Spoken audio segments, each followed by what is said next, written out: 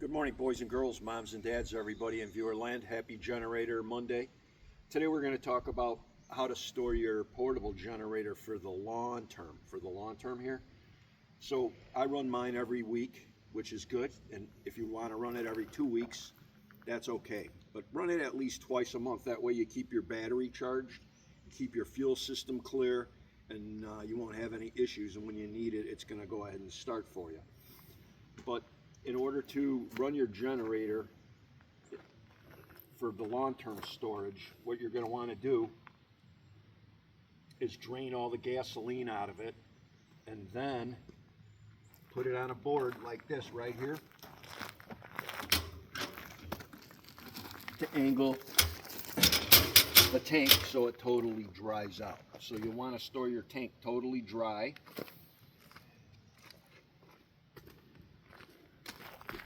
And run your carburetor dry. So we'll kind of show you how to do that a little bit.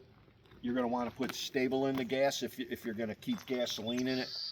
I think it's better off running it dry. A lot of people put stable and they run it 6 months later, and it's supposed to start and run good, but if you run the system dry, you can't beat that. So a dry system is better than leaving it wet with stable in it, in my opinion.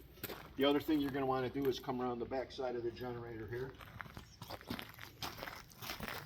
Is you have your spark plug right here, and you just pull this cap off.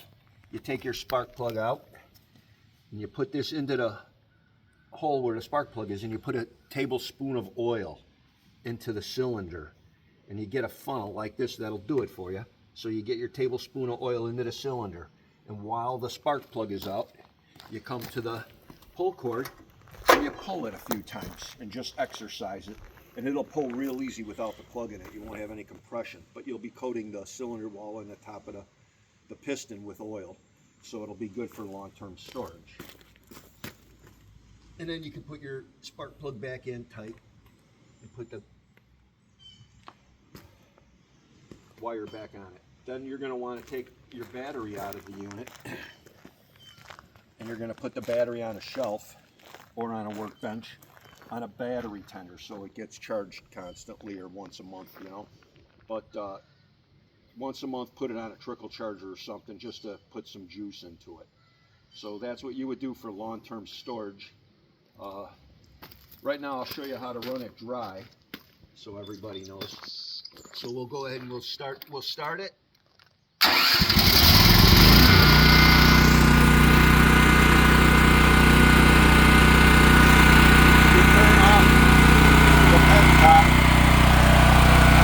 Once you run all your gas up, so you'll hear it stutter and sputter and run, and we'll hear that in a minute here. Then you shut off the petcock.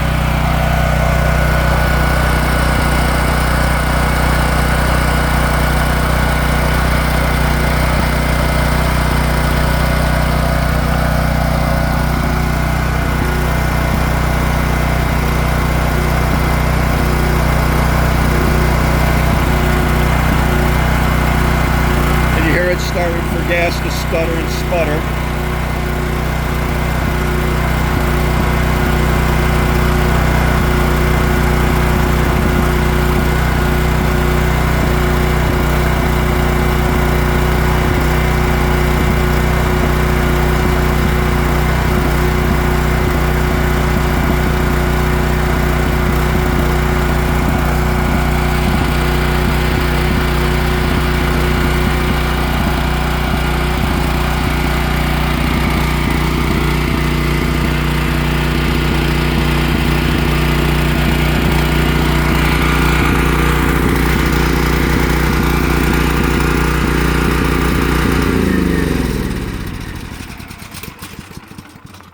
So I do have gasoline in here because I'm going to run it today, but I'm just pretending that we had the tank totally dry, and now I just shut the petcock off, okay? Now if you come over here and we take a look at the choke, you have the choke off, half choke, all the way choke. See how it goes? So get familiar with your equipment, all the way choke, off choke. So for this purpose, we're going to have it on full choke to run it dry. Then we go ahead and start it.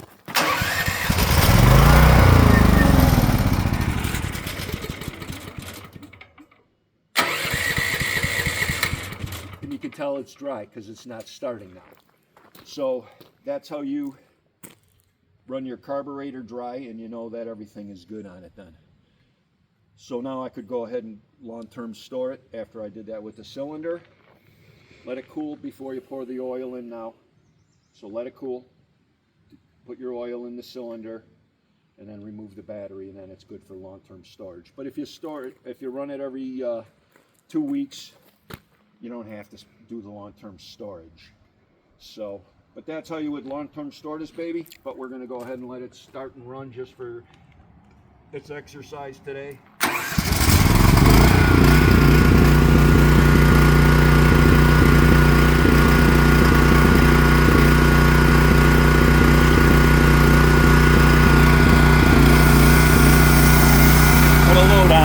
Put a load on it. So now let's go over by the Generac.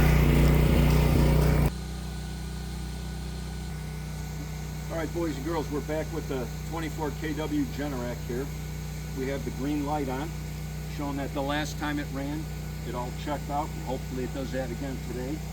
Remember, flashing green as power is being produced and used for the house. Yellow means that it's a pre-programmed maintenance, and red means you have some kind of issue, low oil or whatever your issue could be, and you would simply open up the generator, and right here on the screen it would give you a code number and tell you what the problem is. So most of these things you could probably do yourself. Low oil, you could add oil yourself, and some of the other codes you could clear yourself. So the most important thing to remember about this, it's auto start. So it's going to start for its pre-programmed run at 8 a.m. So it starts at 8 a.m. and 59 seconds. So 1 second before 8:01. But it's auto start. So if the power was to go out, it's going to go ahead and start. So you're going to want to lift this off only after you push the stop button. Don't put your hands in here and be doing stuff. And as you can see, it's starting for its front. So you almost off the cover until it's turned off, and you have a red light on the side for cleaning or any kind of maintenance. So you're going to want to protect yourself by making sure of that. But it's simple start. We got our windows closed today, of course, as you can see, so we don't get CO in the house. I always have a battery operated CO line and a smoke detector or two in the house. It's always a good idea to have that too. So, well, that's it. So today was a short, sweet thing, but take care of your equipment and take care of you. See you next week. Be safe.